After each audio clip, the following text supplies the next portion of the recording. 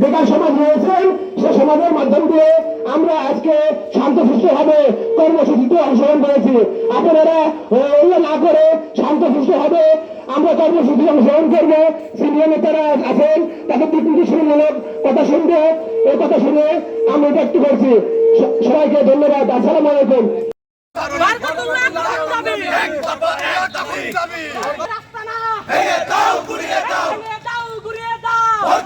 রাস্তা না